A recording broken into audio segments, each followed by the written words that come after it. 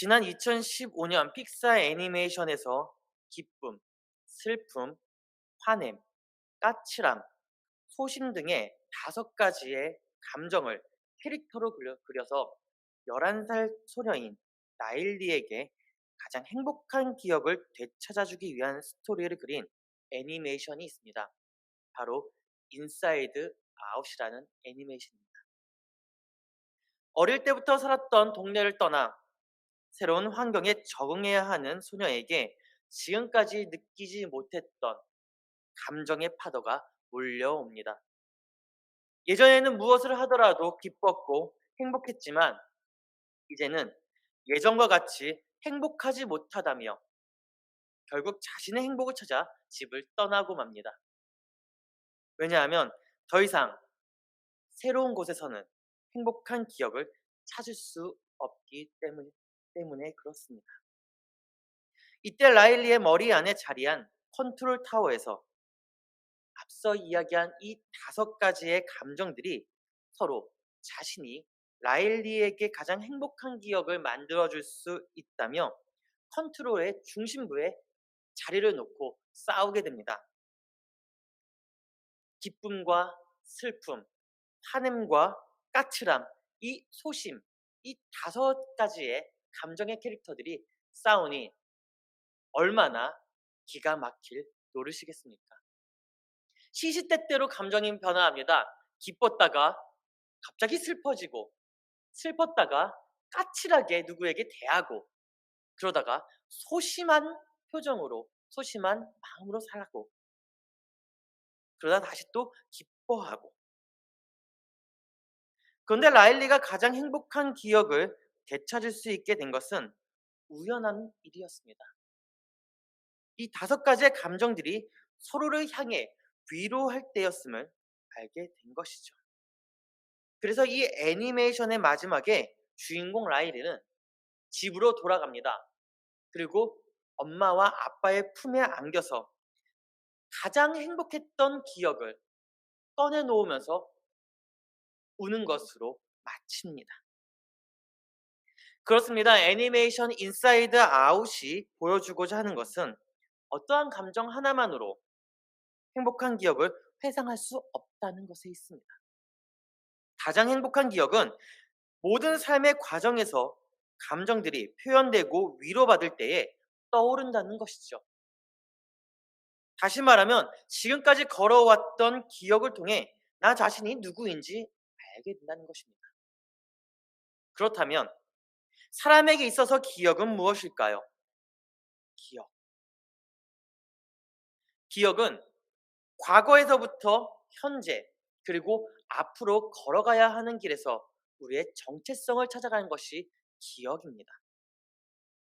이에 대해 독일의 철학자인 프리드리히 퀴멜은 인간은 기억을 소유하고 있지만 그 본질에서 볼 것 같으면 인간 그 자체가 기억이다라고.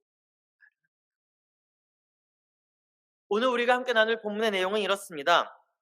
십자가에 못 박혀 돌아가신 예수 그리스도가 3일 만에 죽음 가운데서 부활하셨습니다. 닫혀있던 돌무덤의 문은 활짝 열렸습니다. 그리스도의 부활을 아직 알지 못하는 여인들은 당시의 풍습대로 죽은 자의 몸에 향품을 바르기 위해 아주 이른 새벽에 그리스도의 무덤을 찾아갑니다. 그런데 무덤 문이 열린 것을 보고 깜짝 놀랍니다. 어느 누구도 건드리지 않았는데 그 무덤 문이 열려 있는 것입니다. 이 여인들이 무덤 안으로 들어갑니다. 그 무덤 안에 그 자리에 누워 있어야 할 예수 그리스도는 없고 그곳에 찬란한 옷을 입은 2사람이 예수 그리스도가 부활했다는 것을 알리면서 그들에게 이렇게 상기시킵니다. 누가복음 24장 6절에서 9절입니다. 누가복음 24장 6절에서 9절입니다. 함께 읽겠습니다. 시작. 여기 계시지 않고 살아나셨느니라. 갈릴리에 계실 때에 너희에게 어떻게 말씀하셨는지를 기억하라.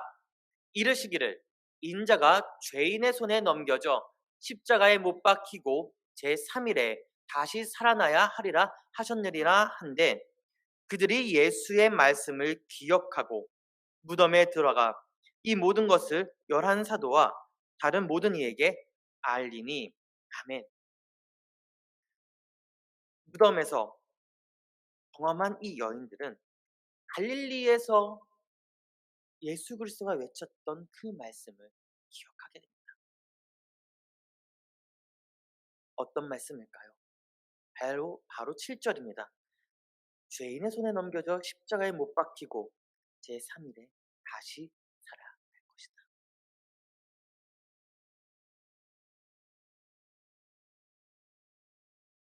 그 말씀을 기억하고 열한 사도와 다른 모든 이들에게 이 여인들은 돌아가서 자신들이 보고 들은 대로 전달합니다. 그런데 안타깝게도 모든 이들이 그 말씀을 기억하지 못합니다. 죄인의 손에 넘겨져 십자가에 못 박히고 제3일에 다시 살아나리라.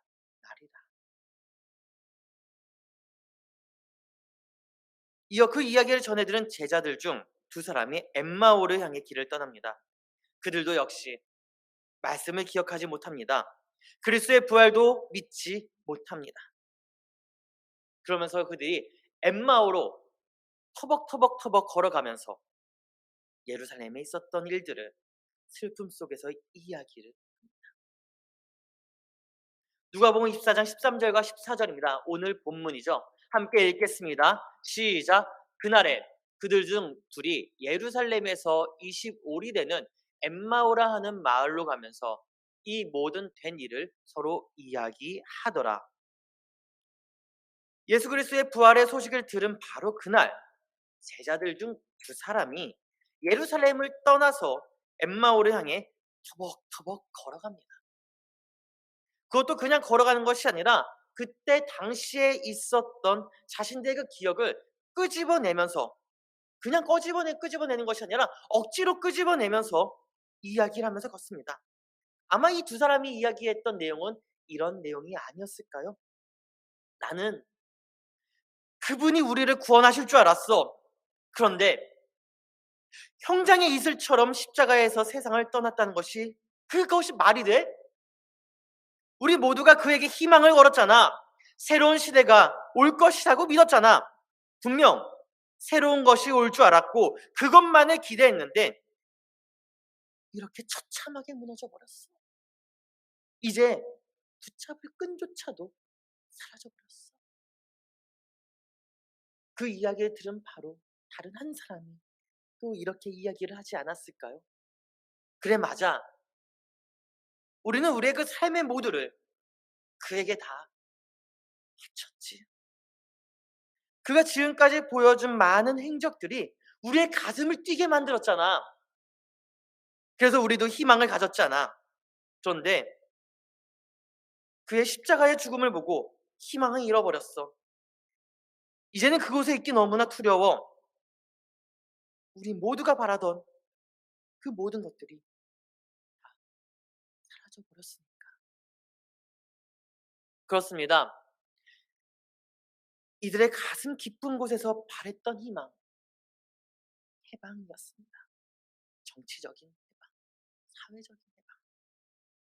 암울한 시대에서 반전을 일으킬 구세주가 그들은 예수 그리스도라고 믿었던 것이죠.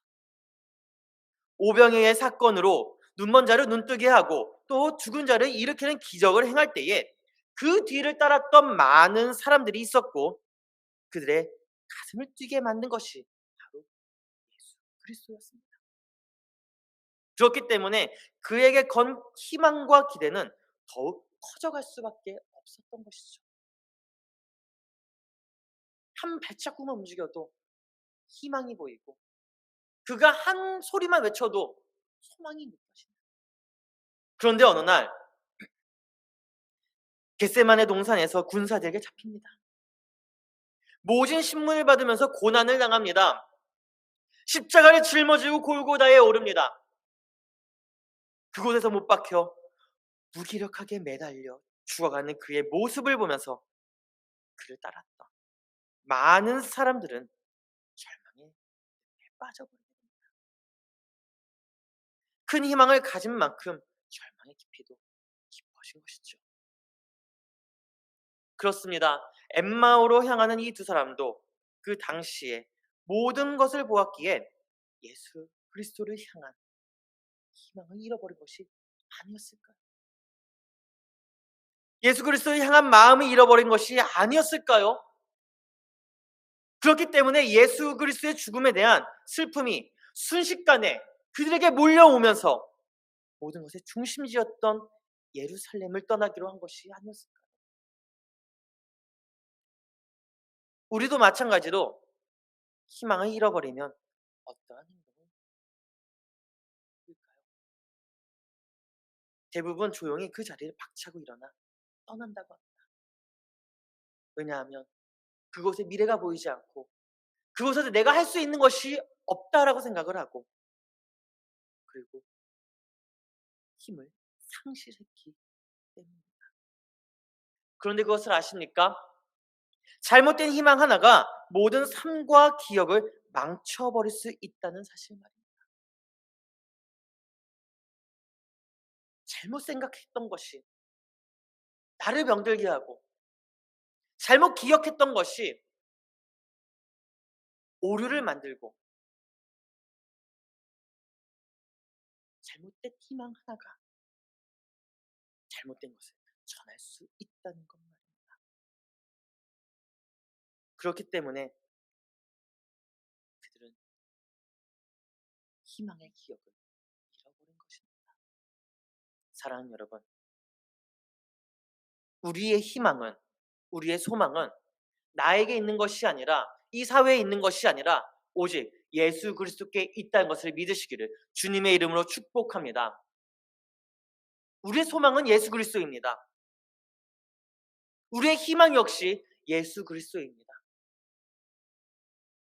그리스도의 그 행적과 그리스도의 그 말씀이 우리의 힘이 되는 것이고, 우리의 삶의 소망이 되는 것이고, 우리의 호흡이 되는 것입니다. 믿으시기를 주님의 이름으로 축복합니다. 누가복음 24장 17절입니다. 함께 읽겠습니다. 시작. 예수께서 이르시되 너희가 길 가면서 서로 주고받고 하는 이야기가 무엇이냐 하시니 두 사람이 슬픈 빛을 띠고 머물러 서더라. 두 사람이 엠마오를 향해 걸어갑니다. 이야기하면서 걸어가는 길에 한 사람이 조용하게 끼어듭니다. 그리고 그들과 함께 걸으면서 많은 이야기들 속에 그 두 사람이 도대체 어떠한 이야기를 나누는 거냐라고 묻습니다. 근데 그 질문에 이 두 사람이 또 충격을 받았나 봅니다. 가다가 멈춰섭니다. 그리고 멍하니 있습니다. 그리고 슬픈 얼굴로 그 질문을 던진 이에게 그의 자신의 표정을 보여줍니다. 우리는 그들이 어떠한 이야기를 나누었는지 알고 있습니다.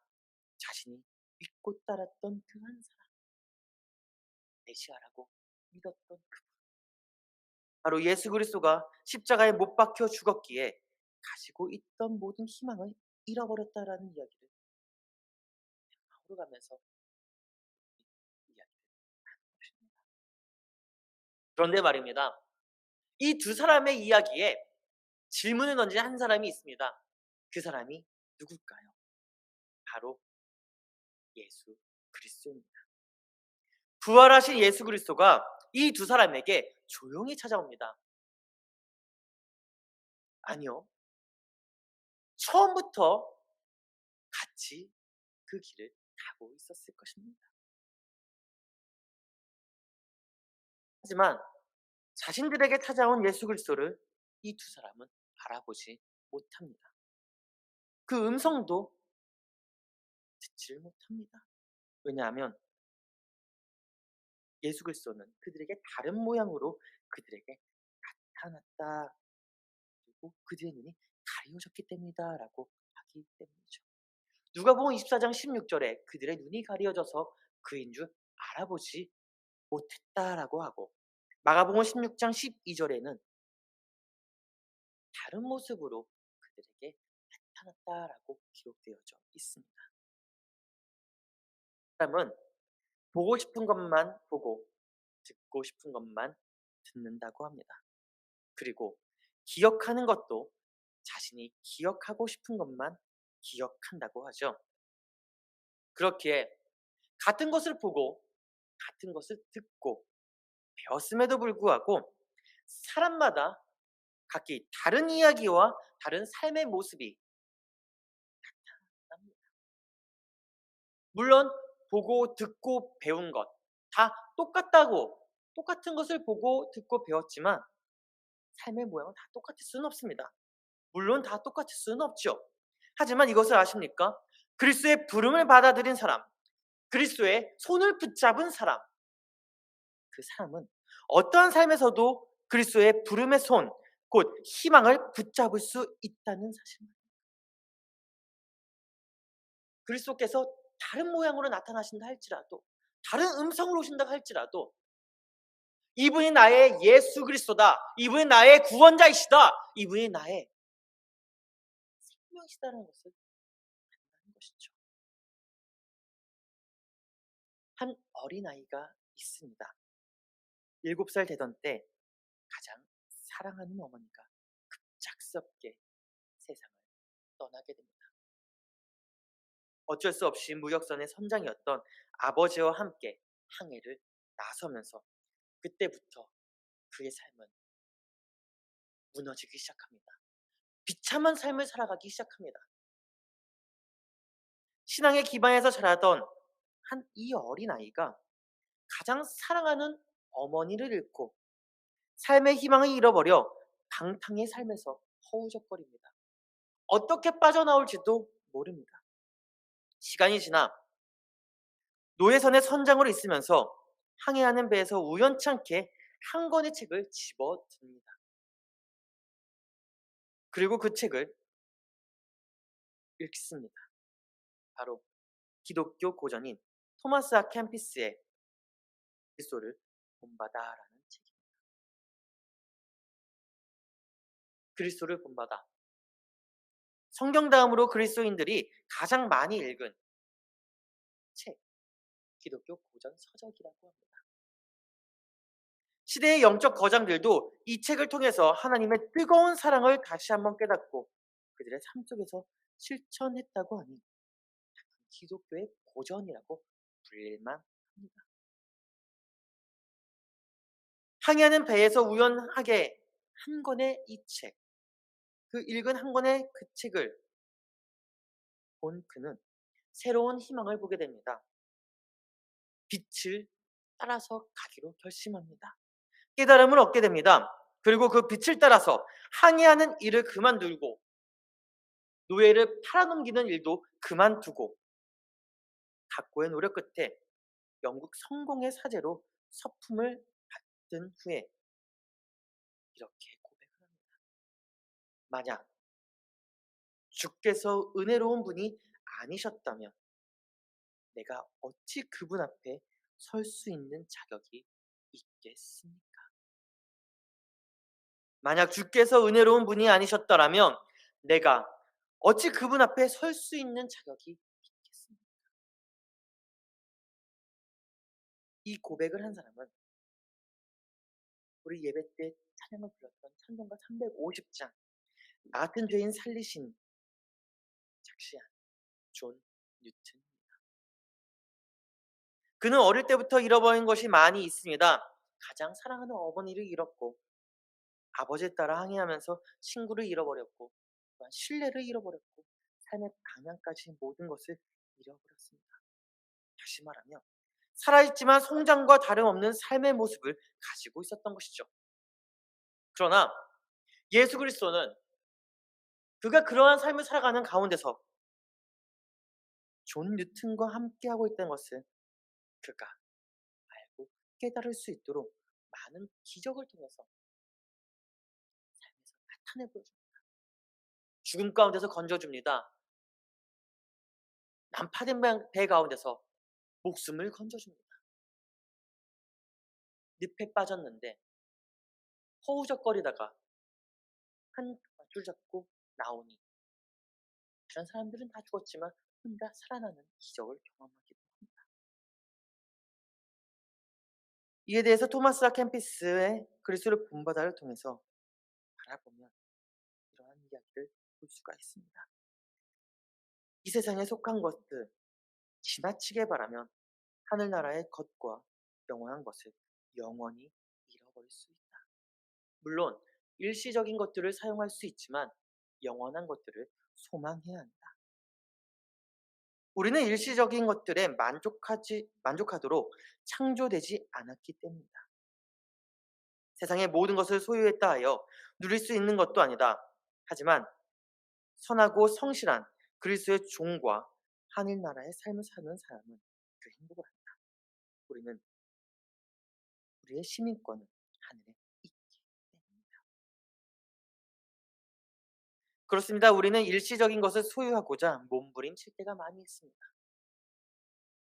그 몸부림이 영원한 희망을 또한 영원한 소망을 잃어버리게 한다는 것을 알고 계십니다. 잠시 세상에 속한 것을 사용할 수 있지만 영원하지 않다는 것을 알아야 합니다.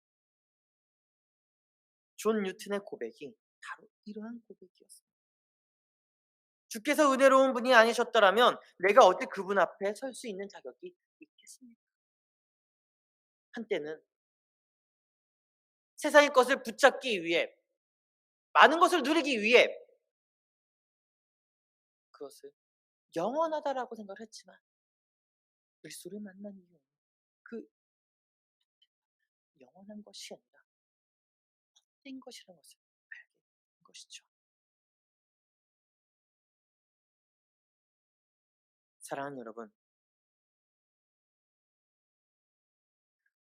우리가 가져야 할 희망, 우리가 바라보고 이루어야 할 소망은 이곳에 있는 것이 아니라 우리 마음에 있는 것이 아니라 우리와 함께 하시는 임마누엘이신 주님에게 있음을 기억하기를 주님의 이름으로 축복합니다. 그렇습니다. 진정한 희망은 하늘나라의 영원한 것을 소망할 때 가질 수 있습니다. 그래서 바울은 이렇게 고백합니다. 빌립보서 3장 14절에서 표대를 향하여 그리스도 예수 안에서 하나님이 위에서 부르신 부름의 상을 위하여 달려가노라.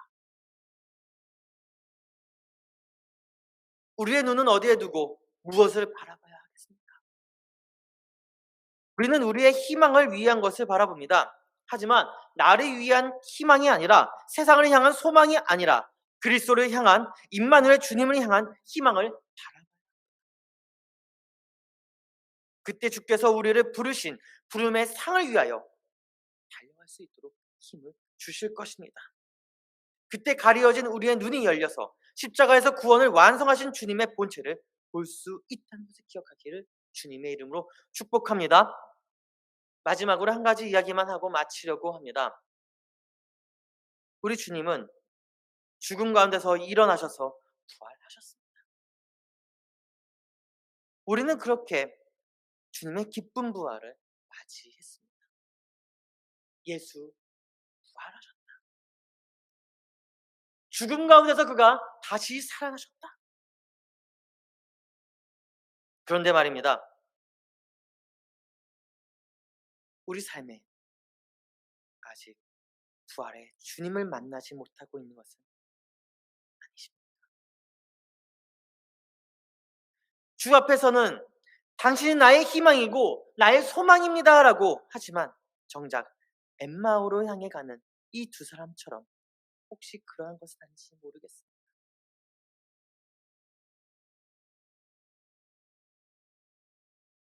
내가 바라는 소망과 희망의 빛이 그리스도가 말하는 것과 전혀 다를 때 우리는 모든 것을 잃어버릴 수밖에 없습니다.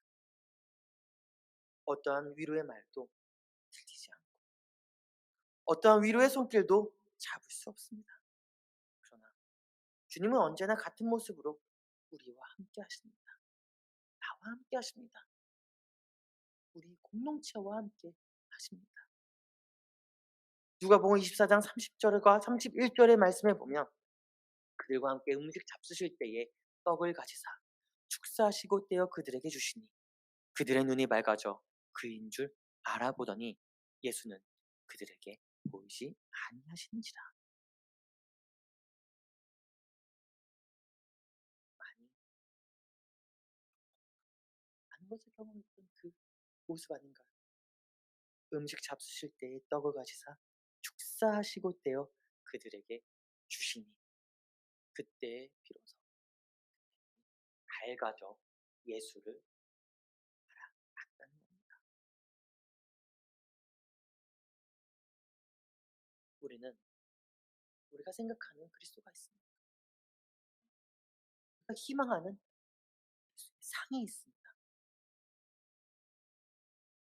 또 우리가 기억하고 있는 그 모습이 있습니다.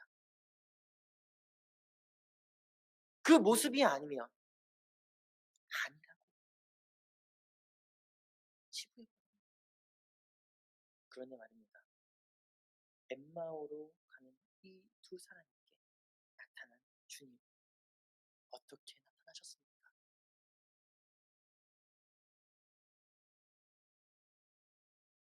똑같이 나타나셨습니다. 그런데 그들이 왜 알아보지 못했을까요? 그들이 기억하고 있는 것과 달랐기 때문입니다. 함께 걷고 있었지만 알아보지 못했던 엠마오를 향해 가던 그 두 사람. 그러나 저녁에 함께 음식을 나누면서 자신들과 함께 걸음을 옮겼던 그분이 바로 예수 그리스도임을 알게 됩니다. 그러므로 이제는 슬픈 빛을 띠고 걸음을 옮길 이유가 없습니다. 바로 옆에 부활하신 예수 그리스도께서 우리와 함께 모든 걸음을 옮기고 있기 때문에 그렇습니다. 우리 삶의 방향에 내가 기억하고 있는 것과 내가 경험했던 것과 내가 배웠던 것이 그대로 딱 들어맞지는 않는 거예요. 앞으로도 들어맞을 수가 없습니다. 내가 기억했던 것이 그대로 나타나지도 않을 것입니다. 그러나 예수님만큼은 십자가에서 구원을 완성하신 예수님만큼은 항상 그 자리에서 우리와 함께 하시고 기억하기를 주님의 이름으로 축복합니다. 남은 한 주간도 주님과 함께 그 길을 걸어나가며 주님의 음성과 주님의 마음을 따라 그 빛을 가지고 살아가는 저와 우리가 되기를 주님의 이름으로 축복합니다. 기도하겠습니다.